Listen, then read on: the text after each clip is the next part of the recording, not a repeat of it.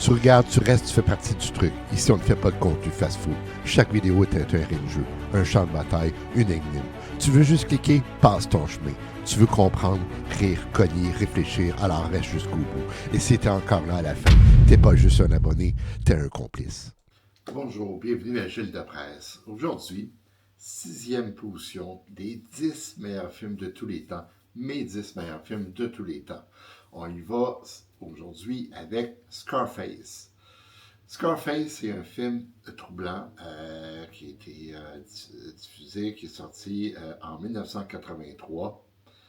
Le monde est à toi. C'est ce que promet l'enseigne lumineuse qui hante le film Scarface. Mais derrière ce slogan, il y a un mensonge. Celui du rêve américain transformé en cauchemar sanglant. Scarface, c'est l'histoire d'un immigré cubain qui croit grimper vers la gloire, mais qui finit englouti par sa propre poudre. Aujourd'hui, on démontre ensemble ce mythe culte entre satire et vérité crue. Sorti en 1983, réalisé par Brian De Palma et écrit par Oliver Stone, Scarface est le remake d'un film de 1932. Mais ici, le décor change. Miami, les années 80, la cocaïne qui coule à flot. Al Pacino incarne Tony Montana, un réfugié cubain qui transforme la violence en ascenseur social. Ce n'est pas juste un film, c'est une fresque sur l'Amérique des excès. Scarface, c'est d'abord le détournement du rêve américain. Tony Montana croit que la richesse et le pouvoir sont synonymes de liberté, mais chaque pas vers le sommeil est pavé de sang. C'est aussi le matérialisme grotesque. Villa démesurée, montagne de cocaïne, ce qui ressemble plus à une caricature qu'à une réussite. Puis, il y a la paranoïa, la tronçonneuse dans la salle de bain, les fusillades, le carnage final. Tony ne construit pas un empire, il construit une prison dorée. Enfin, l'isolement. Plus il gagne, plus il perd. Elvira s'éloigne, Manny est trahi, et Tony finit seul face à ses ennemis. Scarface nous dit, le succès sans limite, c'est la solitude garantie.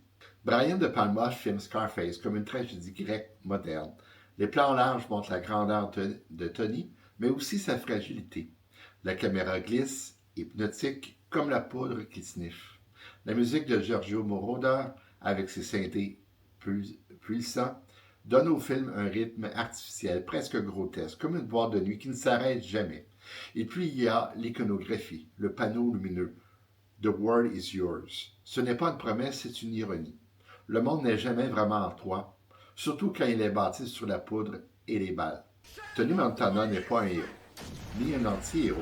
C'est une figure tragique, charismatique, mais aveuglée par son hubris. Elvira Hancock, jouée par Michelle Pfeiffer, incarne le désenchantement. Prisonnière du luxe et de la cocaïne, elle est le miroir de la chute. Manny Ribera, l'ami fidèle, devient victime de la paranoïa de Tony. Et les cartels, comme Sosa, rappellent que même le roi est manipulé par des forces plus grandes que lui. Scarface est une pyramide où chaque relation est une trahison en attente. En conclusion, Scarface est l'histoire d'un homme qui voulait tout et qui finit par tout perdre dans une pluie de balles. Le film est culte parce qu'il nous fascine autant qu'il nous dégoûte. Tony Montana est devenu une icône pop, mais son destin est une leçon. Le monde est à toi jusqu'à ce qu'il te crache dessus.